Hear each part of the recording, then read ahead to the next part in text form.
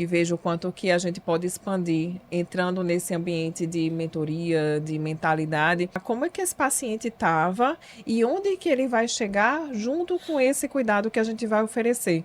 O que me interessa é o resultado.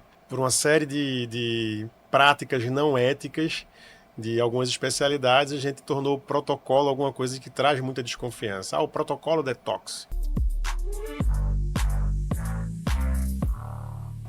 Seja muito bem-vindo ao NaProAcast, o podcast para médicos que desejam crescer no consultório e no digital sem perder a ética ou propósito da medicina.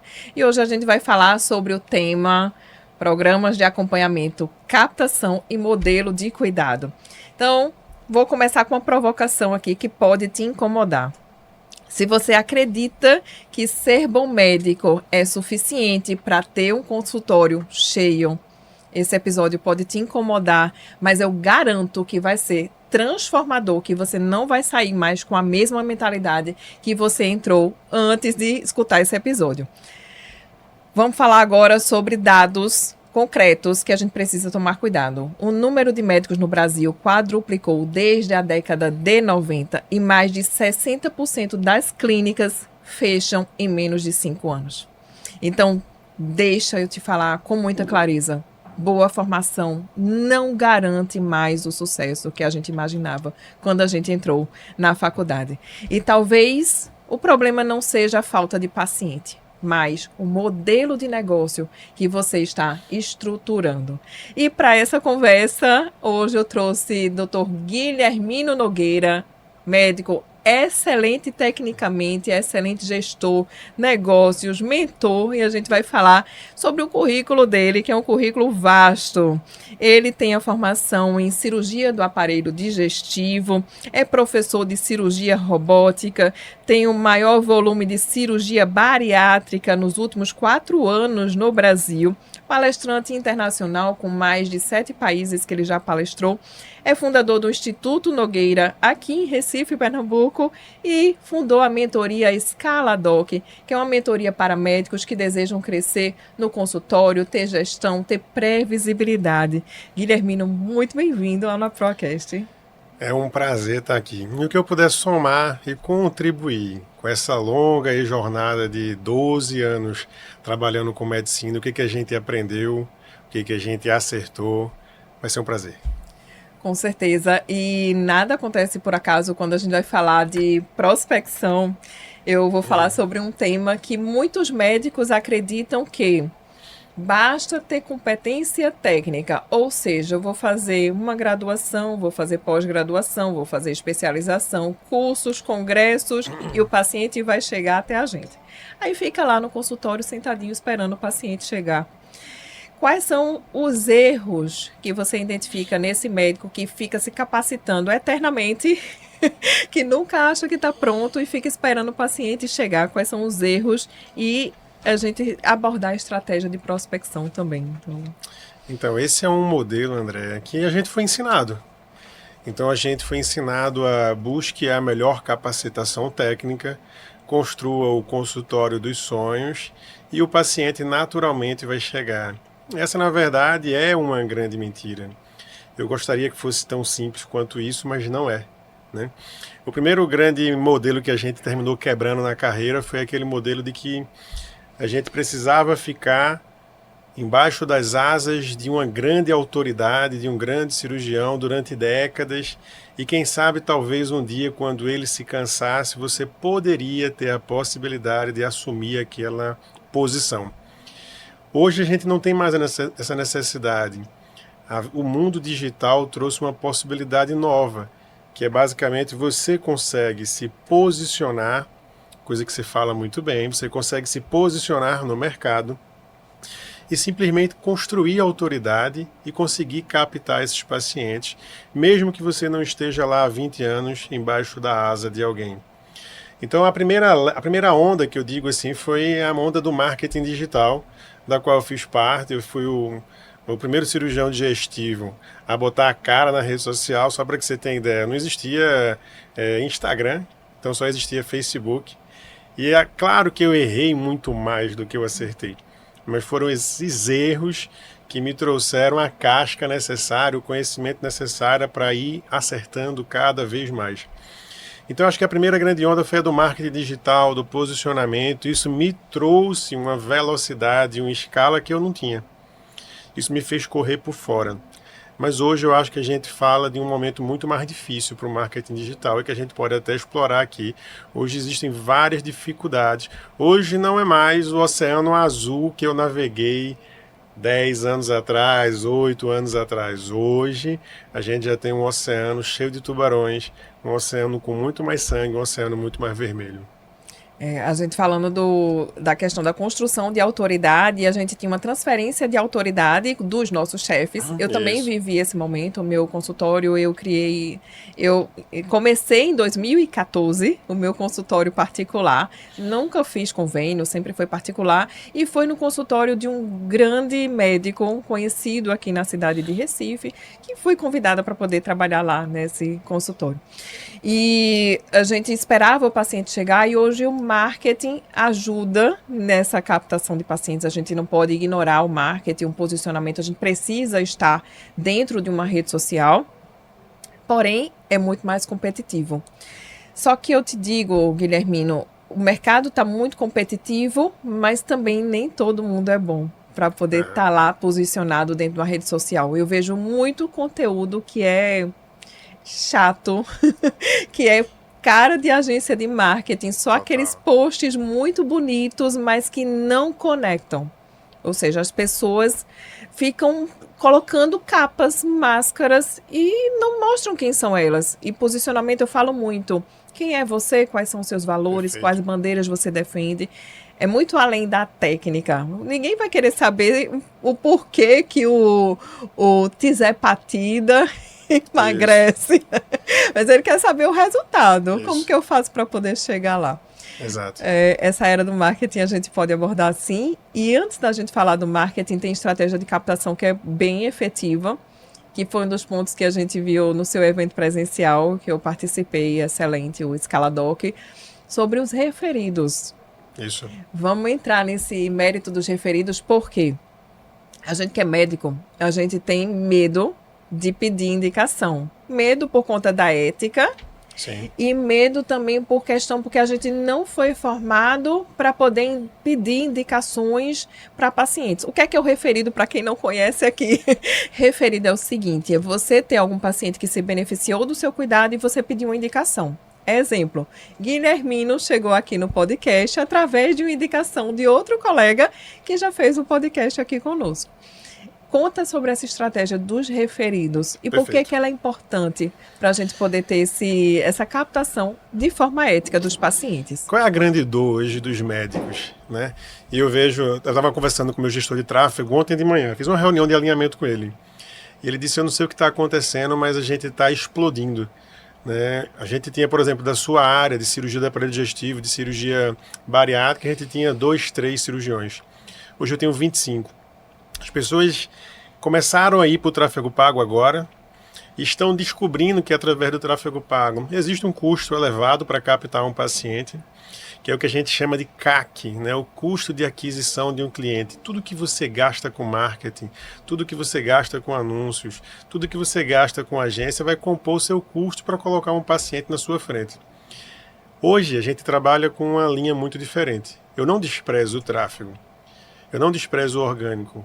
Eu valorizo isso, mas eu prefiro valorizar muito mais uma outra linha, que é a captação, que a gente chama de captação a custo praticamente zero. Em vez de ser um CAC, é um LAC, lucro por aquisição de cliente ou de paciente. Como que a gente faz isso? Os pacientes, quando você executa um serviço de excelência, quando você executa esse serviço que o paciente fica muito grato, existe claramente um gatilho da reciprocidade. Robert Cialdini fala muito de gatilhos mentais bem estruturados no livro dele, Armas da Persuasão, né? Que é um livro meu de cabeceira, que eu gosto bastante. Então, o gatilho da reciprocidade, se você tem um paciente na sua frente, feliz com aquilo que ele conquistou, feliz com aquilo que você entregou para ele, por isso que só consegue ter referido, só consegue ter indicação ativa quem faz um bom trabalho. Quem faz um trabalho ruim não vai conseguir trabalhar dessa forma. Então você fez um trabalho de excelência tecnicamente. O paciente está muito feliz. A gente pode, com naturalidade, pegar esses nomes com o paciente. Você conhece outras pessoas que estão passando pelo que você passou, têm os mesmos medos que você tinha, tem as mesmas dúvidas que você tinha, duvidava que era possível passar por um tratamento como esse, sem todos aqueles estigmas e mentiras da internet. E certamente você conhece quantos? 15, 20 pessoas? E aí você orienta a pessoa a te passar esses contatos. E o médico mesmo liga, ou depois que você já treinou e já provou o poder da sua liderança, você pode treinar uma equipe para fazer isso também, além de você.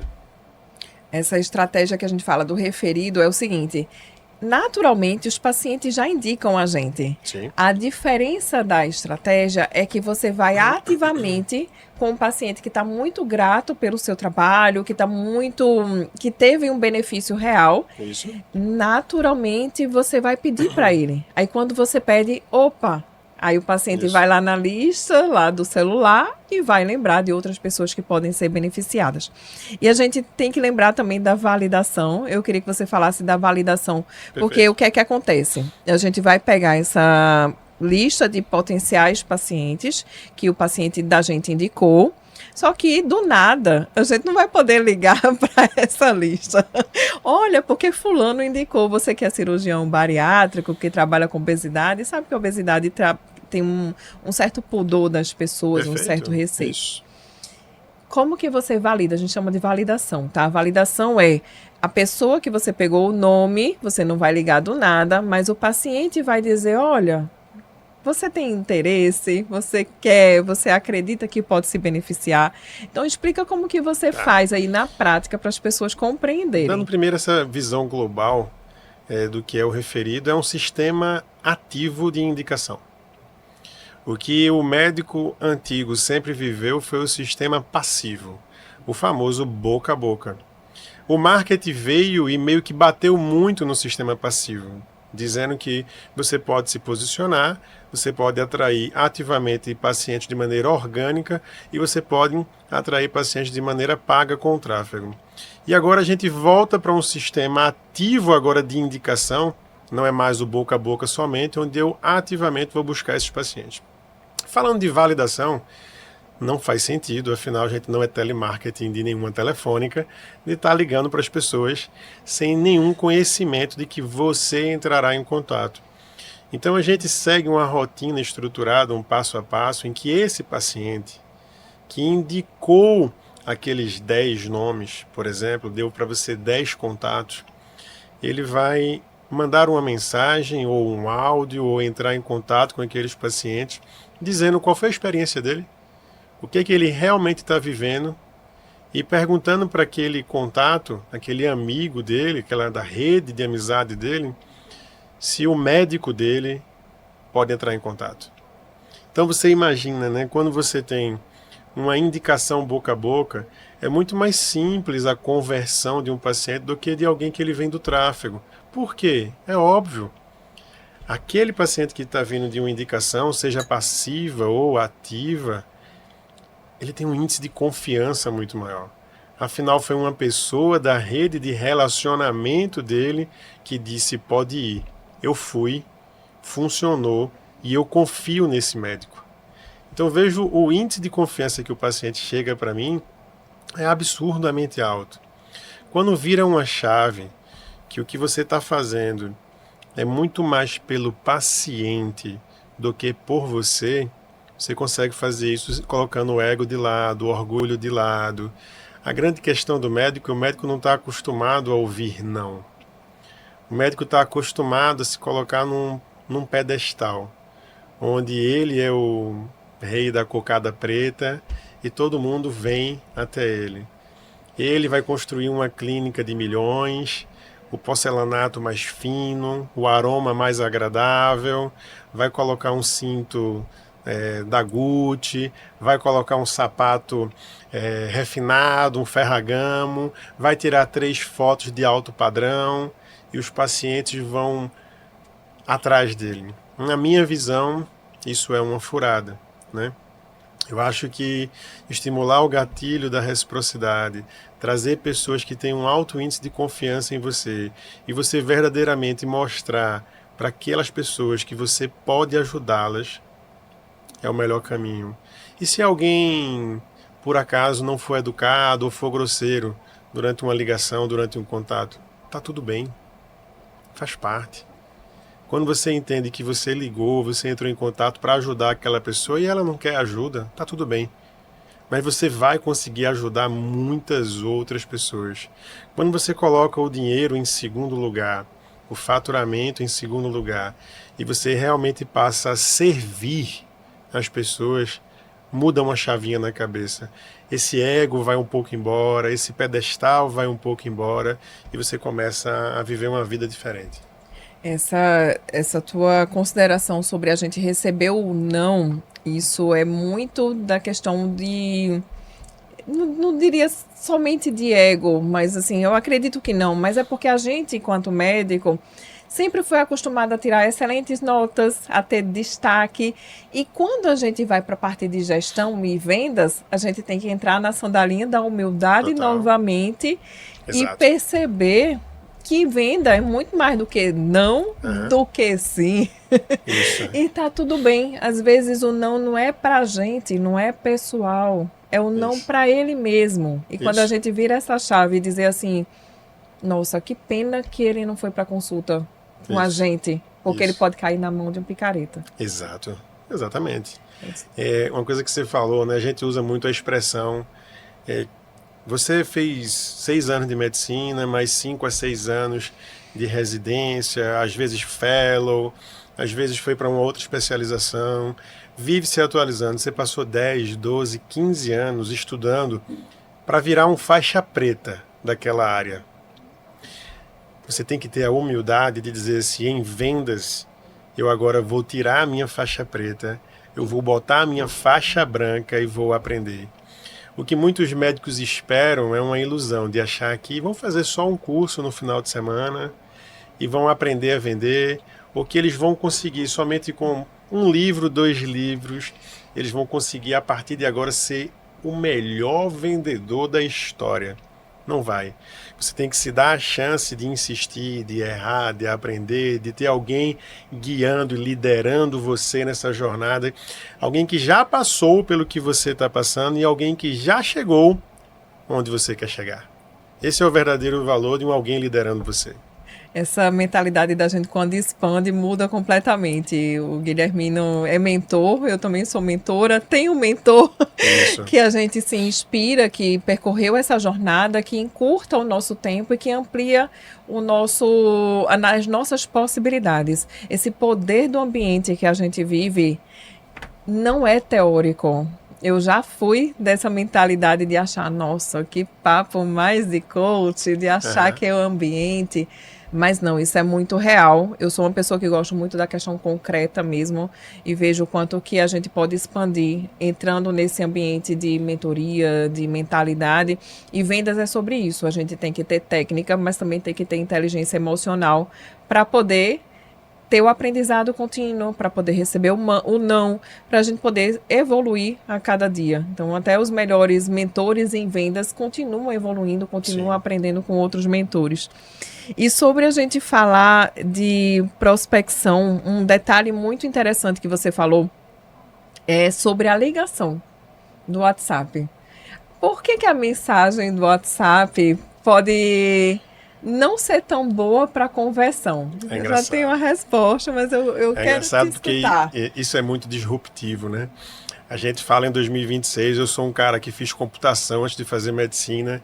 Eu adoro tecnologia, sou o cara das automações dentro da minha vida inteira, mas quando a gente fala de realizar uma venda onde o ticket é mais elevado, a consulta é particular, os honorários são particulares, onde a gente está preparando aquele paciente que não é um ambiente commodity, não é um ambiente simples de convênio onde você vai atender 40 pacientes numa tarde, é um ambiente onde a entrega ao paciente ela é muito maior, e existe uma remuneração por isso. O WhatsApp ele não funciona. O WhatsApp, para mim, ele é uma ferramenta apenas burocrática. o que funciona é a ligação. E o WhatsApp é uma conversa meio esquizofrênica, porque o paciente manda uma mensagem, se o seu time de secretária for bom, vai responder ali em 5, 10 minutos, e aí daqui a pouco o paciente já não está mais ali, ele foi fazer outra coisa, e daqui vai responder daqui a 1h30, e aí sua secretária responde, daqui o paciente responde no dia seguinte. Então uma conversa que poderia ter sido resolvida em 10 minutos, ela acaba levando 3 dias. A gente normalizou isso, mas isso também é uma coisa natural.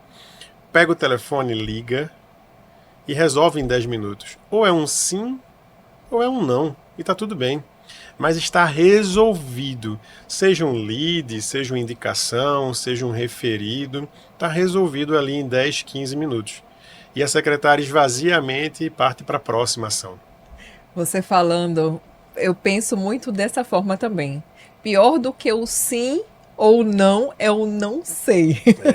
Porque fica ocupando aquele espaço na nossa cabeça. É igual quando a Isso. gente faz prova, vestibular. A gente quer saber o sim ou não. O Isso. não ser é muito mais angustiante do que a decisão definitiva. E em tempos que a gente automatiza tudo, que as pessoas estão buscando IA para secretária, IA para poder atender paciente, você fala algo que é disruptivo, que é entrar na contramão. Que ligação hoje em dia é considerado invasivo para algumas pessoas, principalmente para a geração mais jovem, que diz assim, é Sim. invasivo, por que eu vou ligar? Mas você pergunta se pode ligar, se está no momento, e aí liga para a pessoa. Não é assim, opa, ligar no desespero, porque venda não combina com desespero, Não. é confiança. E a Venda gente... combina com se valorizar, não fazer questão e liderar o processo. Então, tudo que a gente fala aqui, que você fala, que eu falo, é sobre valorizar a carreira médica. A gente está vivendo essa epidemia de universidades, mas o principal é a gente focar na qualidade e em fazer o médico entender que essa capacitação técnica dele é única e que ele precisa ser bem remunerado por isso. Eu sempre faço uma pergunta provocativa e eu comecei o Scala Doc Experience dessa forma, que foi: a quem interessa que você não saiba vender?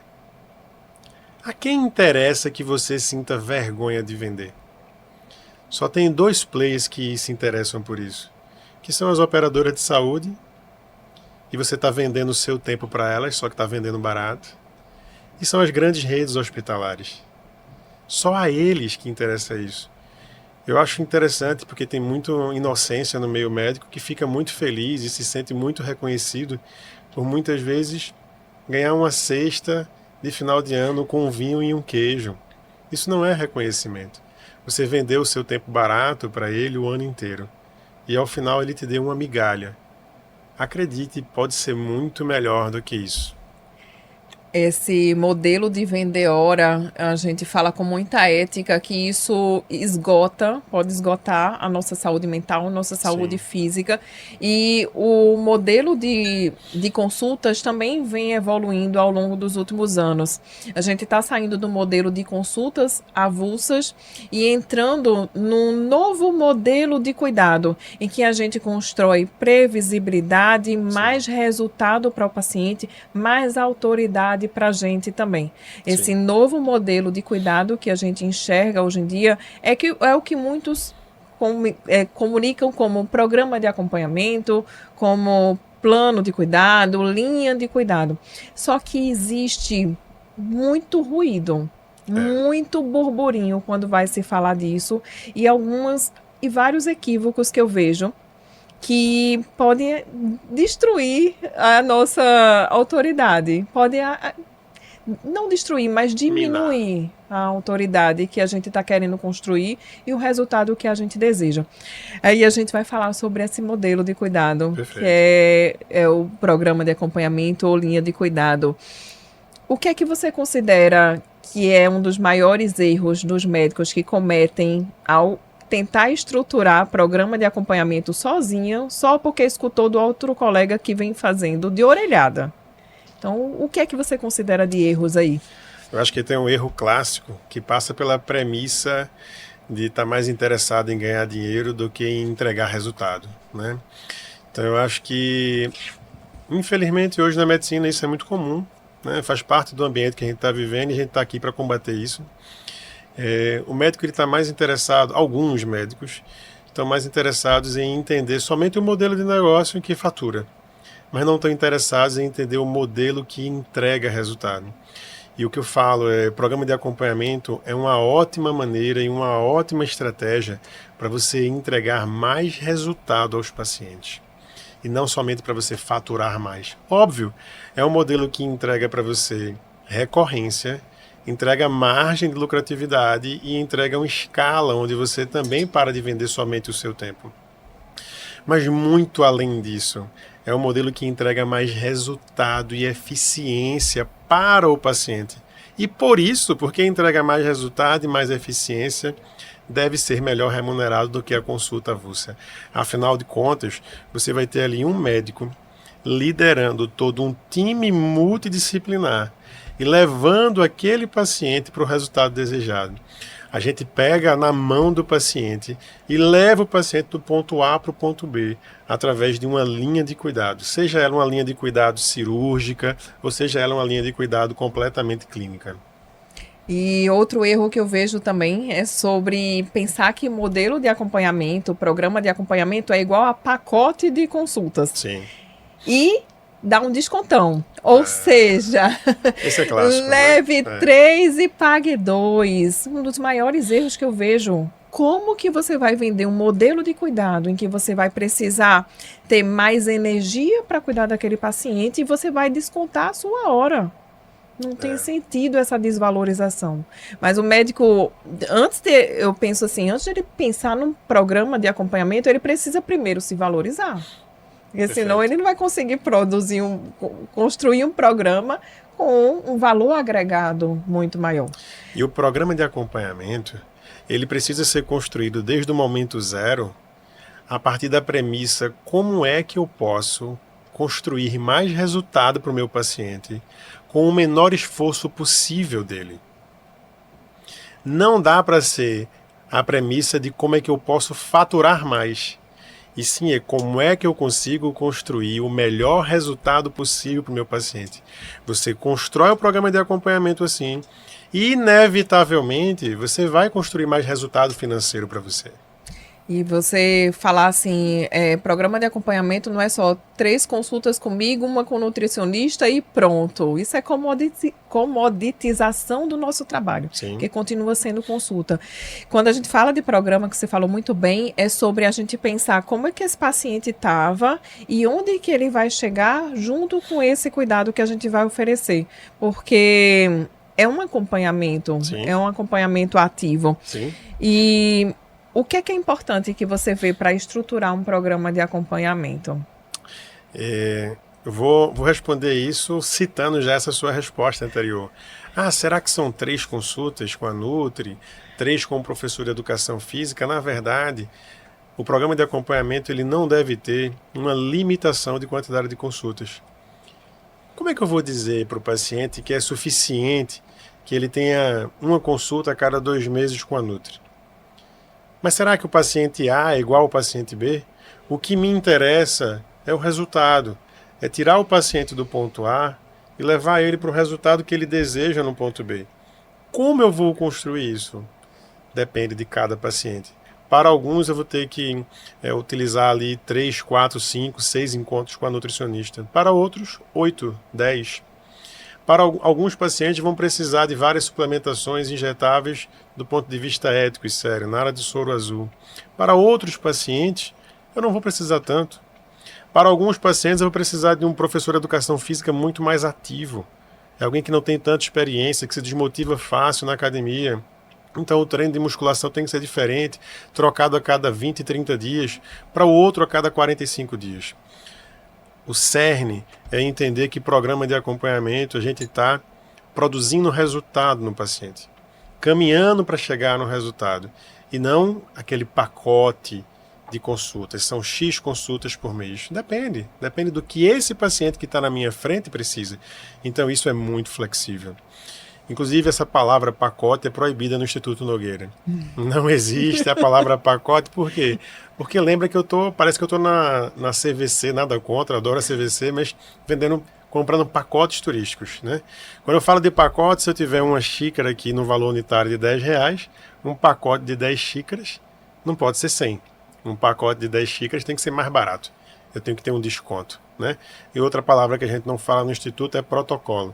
Embora na medicina, protocolo seja uma coisa científica, mas terminou que, por uma série de práticas não éticas de algumas especialidades, a gente tornou o protocolo alguma coisa que traz muita desconfiança. O protocolo detox, o protocolo de hipertrofia X, né? Então, a gente evita usar essas duas palavras, pacote e protocolo. E protocolo tem a impressão que é algo muito engessado para a nossa mentalidade médica também. Eu concordo contigo quando a gente vai falar de pacote, de protocolo, porque isso fica meio que pejorativo até para a gente. É uma linha de cuidado, é verdadeiramente uma linha de cuidado daquele paciente. É, uma linha de cuidado que tem um objetivo claro e que tem uma liderança. Perfeito. O paciente compra a nossa liderança. Mas, do ponto de vista prático, você falou aqui, para os médicos que não têm um contato com isso, com essa questão de programa de acompanhamento, eu vou oferecer consultas infinitas. Não é bem assim que a gente vai comunicar, porque se a gente falar consultas infinitas, o paciente ele vai dizer, opa, eu quero usar consulta todo dia. É a forma como a gente comunica. Como que é a melhor forma da gente comunicar? A gente vai ter um tratamento individualizado para cada paciente, cada um vai ter uma necessidade diferente e você vai precificar isso. Mas como que a gente pode comunicar isso sem ficar dizendo, olha, vai ter tantas consultas com isso, tantas consultas com o nutricionista, porque senão ele vai somar e vai ficar confuso. Você tem que falar a transformação, mas eu quero que os colegas escutem como que você comunica. É porque o que você vende não é a quantidade de consultas. Não é o seu produto. O que você vende, na verdade, ali é o esforço pelo resultado, né? Existe um cara, um escritor americano, na verdade um empresário americano que escreveu um livro, né? O Alex Hormozi. A oferta de $100 milhões. Eu não sei se você já ouviu falar nele. É um cara que simplesmente tinha uma academia popular que vendia a mensalidade a $50 e depois ele quebrou. Ele não sabia mais o que fazer e ele teve uma ideia interessante. Eu preciso fazer uma oferta muito melhor.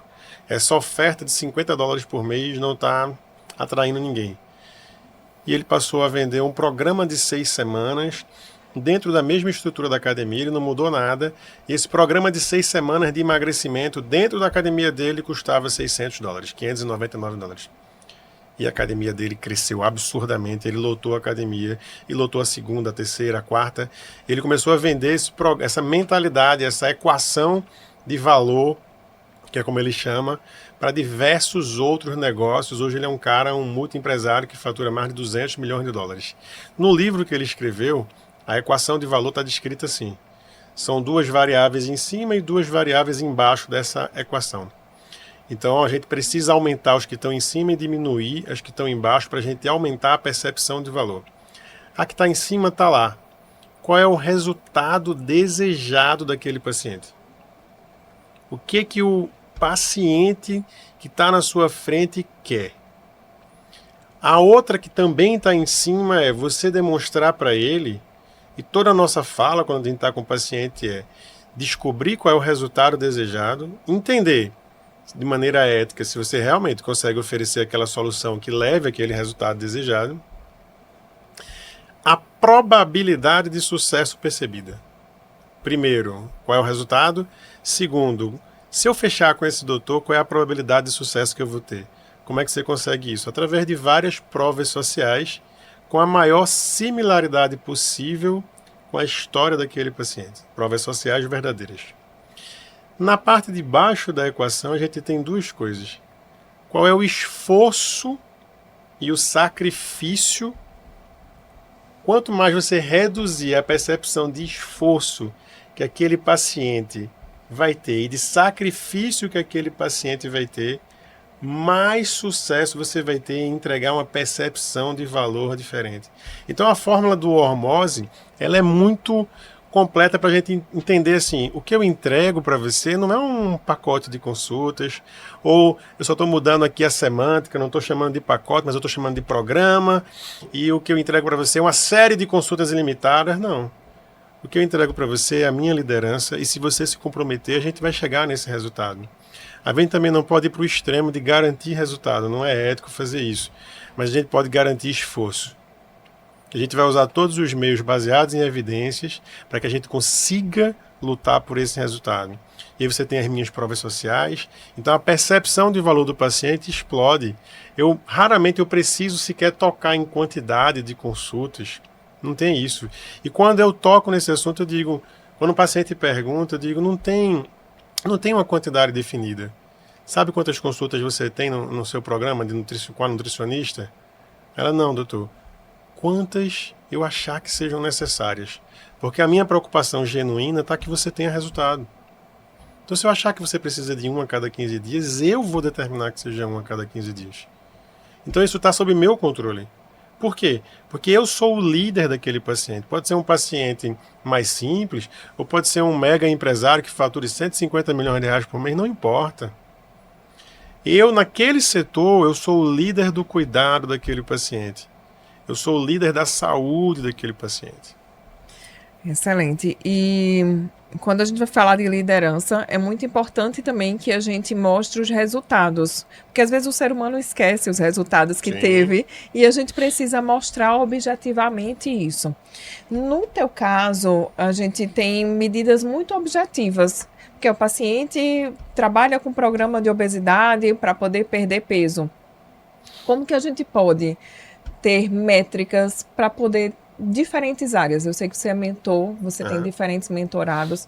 E como ter essas métricas e como acompanhar essas métricas sem e que isso vire uma sobrecarga no WhatsApp. Tá. Isso que você me lembrou, isso que você perguntou, me lembra muito da história das quick wins. Né, que é um outro conceito de pequenas vitórias ali, as vitórias rápidas, as pequenas vitórias e vitórias rápidas. Né? A gente não pode fazer com que o paciente só perceba valor quando termina um programa, termina o acompanhamento. O tempo inteiro a gente tem que celebrar pequenas conquistas. Eu acabei de vir do consultório e eu estava lá celebrando com o paciente que ele saiu da gordura visceral 28 para 25, que ele perdeu 7 quilos de gordura abdominal, que ele reduziu o percentual de gordura corporal dele. Então a gente celebra as pequenas vitórias. Posterior a esse paciente, eu atendi um que tinha perdido 91 quilos. Ele chegou com 185 e estava com chegou com 190 e estava com 99 quilos. Essa já é uma grande vitória, já é a fase final. Mas esse paciente da fase final, ele teve várias micro celebrações. E assim a gente vai engajando o paciente a manter aqueles hábitos. Porque se ele não enxergar resultado nessas micro celebrações, nesses micro momentos, termina que ele não engaja. E ele não vai ter o resultado final. Daí outra diferença do programa de acompanhamento. Como a gente faz essa liderança muito mais de perto, muito mais próxima, a gente mantém o paciente no trilho. E se ele desviar um pouquinho do trilho, ele não desvia tanto, porque eu trago ele de volta para o trilho correto de novo. Então a métrica vai depender de qual é a especialidade. Por exemplo, a gente tem alguns neurocirurgiões na nossa mentoria. Então, um programa de dor para cefaleia, programa de dor para cirurgia de coluna. A gente tem um ortopedista que é nosso mentorado, que só faz cirurgia de nervo periférico, só trata aquela dor que ninguém conseguiu resolver. Então, qual é a percepção de cuidado? A dor não desapareceu, mas a dor reduziu. Doutor, eu não conseguia dormir, agora eu consigo dormir. Tem um que faz tratamento de onda de choque, um ortopedista que está na nossa mentoria, que ele faz tratamento de onda de choque, principalmente para dor de ombro. Então, qual é a percepção? Eu parei de me acordar para virar de lado à noite. Isso é uma percepção, uma micro celebração. Uma outra situação, esse mesmo ortopedista, alguém que joga tênis como eu, que é viciado. Tênis é um esporte viciante. E aí você se machuca e tem uma dor no cotovelo. E você parou de jogar. Você trazer aquele cara, eu jogava 4 horas por semana, mas agora eu jogo 1 hora por semana de tênis porque doutor tal conseguiu usar o tratamento de onda de choque e resolver a minha vida, melhorar a minha vida. Você vai você vai estimulando essas microcelebrações. A gente tem um conceito, falando de acompanhamento, follow-up no WhatsApp, né, que a gente coloca uma profissional de saúde, normalmente uma enfermeira, né, no nosso time é um enfermeiro ou enfermeiro, que faz o acompanhamento semanal desses pacientes. Então ela faz o que a gente chama de check-in semanal. Todo paciente que está em programa de acompanhamento recebe um check-in semanal. Como é que está? Como é que está evoluindo? Como é que estão os treinos? Como é que está a alimentação? E aí depende de cada tipo de programa de acompanhamento que você vende. Muito bom. Quando a gente vai falar de métricas objetivas e dor, é algo que a gente consegue medir em escala de dor e aí a gente tem essa percepção. Existem várias formas de ter métricas e o fato de ter um profissional de saúde acompanhando já diminui muito a sobrecarga do WhatsApp. E também, quando eu vou falar assim do universo da geriatria, eu trabalho como geriatra, o paciente idoso ele tem as intercorrências, tem outras necessidades e se você disponibilizar o seu WhatsApp do programa de acompanhamento para virar consultas todos os dias, acaba que vira uma sobrecarga. Você colocar um profissional para você liderar e acompanhar até diminuir essa percepção, porque um dos medos de alguns médicos é dizer como que eu vou escalar, como que eu vou ter vários programas de acompanhamento sem virar um plantão de WhatsApp. Perfeito. No começo, você agora tem uma enfermeira, mas no começo, como que você conseguia estruturar o WhatsApp para trabalhar essa liderança e ter uma comunicação clara com o paciente? Qual é a forma de comunicação? Como que esse cuidado é estruturado de forma a não virar um plantão? Porque você faz cirurgia, tem todo essa questão também de... Eu tenho um pensamento... eu acho que a maioria dos médicos já vive nesse plantão do WhatsApp. Só que a diferença é que quem entende um modelo de negócio feito do jeito certo, de maneira ética, de maneira profissional, aprende a precificar e a monetizar esse plantão que você dá no WhatsApp. A grande diferença, e que eu vejo nos mentorados que entram, eles não aumentam a carga de trabalho. Eles aprendem, na verdade, a monetizar a mesma carga de trabalho que eles eram mal remunerados. Quase todos os médicos vivem pendurados no WhatsApp. Só não ganham nada por isso. E quando eles aprendem a precificar e colocar, veja, o paciente no programa de acompanhamento pode ter acesso de maneira mais individualizada. Quem não está, tem maneira menos individualizada. Faz parte do processo. E aí, respondendo a outra pergunta, que é sobre como é que fazia no começo. E aí eu vou falar sobre um outro erro que os médicos fazem muito e que eu fui na contramão total durante a minha vida. Eles querem ser pequenos, né? Eles querem ser grandes, mas ainda estão pequenos, ainda não têm estrutura, mas eles não querem ter trabalho. Então eles querem terceirizar o marketing, terceirizar a venda, que é o pulmão da empresa, eles querem terceirizar a gestão. Aí o cara tem um consultório e ele tem uma gestão de São Paulo de fora, uma consultoria. Aí ele tem um marketing, é uma empresa de fora que faz o marketing dele. Aí a venda ele não quer vender, porque médico vender é feio. Ele bota uma closer ou uma gerente para fazer o fechamento de venda. Ele não fala em valores, ele só fala de técnica. Tudo ele quer terceirizar. E eu fui na contramão de tudo isso. Então eu aprendi a fazer tudo e depois que eu aprendi e realmente fiquei bom naquilo, em algumas coisas eu fui terceirizando. Tem uma frase do Joel J que eu gosto muito, que é: o trabalho devolve. Então é uma frase clássica dele. O trabalho devolve. As pessoas querem crescer sem antes ter muito trabalho. Então no começo é você.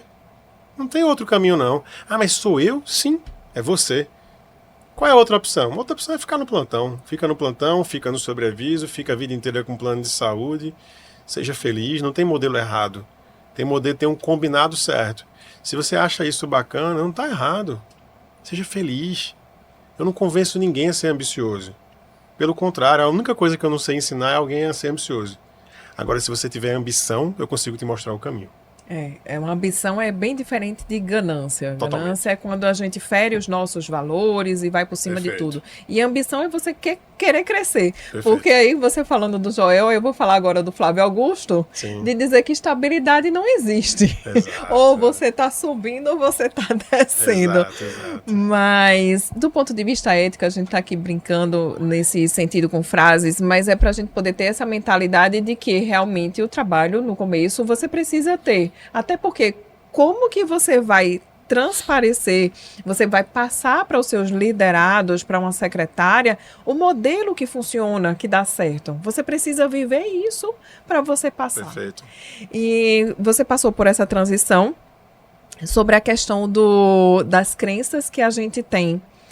De médico, eu já escutei várias crenças de dizer assim, mas o paciente não vai pagar. Já vai pagar cara a medicação, que é a medicação para emagrecimento, vamos falar isso assim. O paciente não vai pagar e eu tenho medo de cobrar por um plano, uma linha de cuidado. Eita, que a gente... É a principal. Esse é um dos medos, é um ponto crítico. Como que a gente faz para poder virar a chave? É engraçado, e muito engraçado isso, porque acho que é a frase que a gente mais ouve, né? E é sempre assim. Isso funciona em Recife, Guilhermino, mas não funciona aqui onde eu tô, não. Seja qualquer cidade que você imaginar, isso não funciona em João Pessoa, isso não funciona em Santos, isso não funciona em Joinville, isso não funciona em Porto Alegre, isso funciona aí, né? E isso faz parte muito da mentalidade, da crença limitante que o médico tem, que o paciente não vai pagar. E a gente costuma brincar dessa forma. Veja, o paciente, ele comprou um telefone celular, um iPhone, por exemplo. Ele gastou 8, 10 mil reais no telefone. Esse mesmo paciente, às vezes, foi viajar num carnaval e gastou ali 15 mil reais com a família. Não estou falando de classe A. Eu estou falando de classe A, classe B, classe até C+, né? Esse paciente, na verdade, se não comprou de você é porque ele não enxergou valor. Ele não enxergou valor porque você não soube mostrar para ele o quanto você vale. E aí entra uma outra figura, que é o protagonismo. Eu não terceirizo a culpa dos meus erros. Se o paciente não fechou alguma coisa comigo, é porque eu não soube demonstrar para ele que a melhor decisão que ele podia tomar na vida dele era ter fechado. O erro foi meu. Não é que seria a melhor decisão para mim, era a melhor decisão para ele. Eu não soube demonstrar que a melhor decisão que ele poderia tomar naquele dia era ter fechado comigo, seja uma cirurgia, seja um programa de acompanhamento, o que quer que seja. Então, essa crença limitante dos médicos existe muito. Muitos julgam o paciente pela aparência, que é um erro absurdo. Muitos pacientes, eles querem ser acolhidos, ser ouvidos, e eles têm o recurso. Eles juntaram para você. Eles só querem entender se você vai conseguir demonstrar e resolver a dor dele. Só isso. Essa crença, a gente precisa vencer a barreira, até você falando sobre... Vou trazer o teu universo do emagrecimento e fazer a reflexão. Qual é o custo que tem perder um casamento? Não é? Você deve lidar muito com isso. Sim. Na geriatria, eu vou trazer o outro lado. Qual é o custo desse paciente perder a independência e ficar com vários cuidadores pagando o cuidador, com qualidade de vida ruim, com aquela depressão, ou seja, o impacto de uma família inteira. E a gente tem que pensar muito nisso, no propósito, muito mais do que no dinheiro. Perfeito. Porque você falou, servir até constranger, de verdade, como diz o meu um grande médico, assim, que é o Carlos Neto, que a gente falou. E falando assim, Guilhermino, do WhatsApp, você no começo tinha muito esse acesso, e hoje como que você gerencia o acesso? Paciente de programa de acompanhamento, paciente que vem para consulta de plano de linha de cuidado, paciente que vem para sua consulta, você fornece o WhatsApp para todos os pacientes? Como que funciona essa regra do seu WhatsApp para não virar uma sobrecarga? É engraçado isso porque eu acho que tem muito mais mito do que realidade nessa questão do acesso ao WhatsApp. Quando a consulta é uma consulta de 1 hora, de 1h20, de 1h30, feito minha consulta hoje, porque o modelo de remuneração que eu vivo me permite isso, né? Consulta de plano não dá para ser. Eu sempre, desde quando eu atendia convênio, 100% dos meus pacientes têm meu telefone no WhatsApp. E até hoje permanece assim e permanecerá assim. E eu tenho pouquíssimo aperreio com isso. Quase nunca tem um paciente que exagera nesse acesso. Então, se você me perguntar, Guilhermino, você tem um sistema de gerenciamento complexo? Não. Eu tenho uma consulta bem roteirizada e bem estruturada, onde o paciente entende muito bem uma linguagem sem jargões técnicos, o que o paciente compreende. Eu tenho uma equipe que está toda hora orientando o paciente muito bem, porque essa equipe é treinada o tempo inteiro. E eu brinco que alguns médicos acham que treinar a equipe é uma vez ele explicar as coisas. Tenta fazer isso com a inteligência artificial. Explica só uma vez e mantém a conversa. Até a inteligência artificial alucina. Então, treinamento de equipe é o tempo inteiro. Isso permite que eu tenha uma equipe super afiada, super afinada e que tem conexão com o paciente. Então, muitas vezes, o paciente só quer falar com uma funcionária específica. Ah, eu quero falar com a Fiamma. Eu disse, não, mas tem aqui Ilane, tem aqui fulano. Não, mas eu queria falar com a Fiamma, porque ela já conhece a minha história todinha. Então, existe isso no Instituto. Você vai gerenciando o paciente com todo mundo que está lá dentro. Hoje, eu não preciso ter um sistema de gerenciamento de acesso a mim. Mas todos os pacientes, por exemplo, que estão em programa de acompanhamento, tem um grupo específico só para eles, onde está boa parte da equipe. Eu estou em todos os grupos de WhatsApp e eu tenho paz e sossego. Eu só sou chamado quando marcam meu arrobinha lá no grupo, alguma coisa muito específica. Se não for isso, o resto da equipe sabe resolver o problema do paciente. Excelente. Uma conversa que daria para a gente poder passar vários dias, porque é um tema que não se esgota, é um tema que é novo, que existe muito ruído na comunicação, e ter essa sua clareza, ter essa sua experiência é algo que diz assim, olha, a medicina ela pode ser ética, ela deve ser ética. Sim. E a gente pode prosperar com isso, ajudando pessoas. Nunca esquecer do nosso propósito, da nossa missão. Afinal de contas, o médico que vai se destacar hoje em dia é aquele que vai saber fazer uma gestão, que vai ter uma liderança e que vai ter uma estratégia dentro do cuidado do paciente. Perfeito. Não adianta a gente querer crescer no improviso, porque não se sustenta crescer no improviso. A gente está chegando ao final do nosso episódio, Guilhermino. Queria agradecer a tua participação. E se você tiver alguma mensagem para poder trazer para os médicos que estão nos ouvindo, você pode trazer o seu contato também, para que eles possam te encontrar e tirar alguma dúvida eventualmente. Eu acho que mensagem final, assim, você pode ser muito melhor remunerado na sua profissão, sem ferir nenhum princípio ético. Eu sempre falo, uma vez eu dei uma aula num grande hospital aqui que eu fui convidado e estavam sumidades de diversas áreas de especialidade no dia.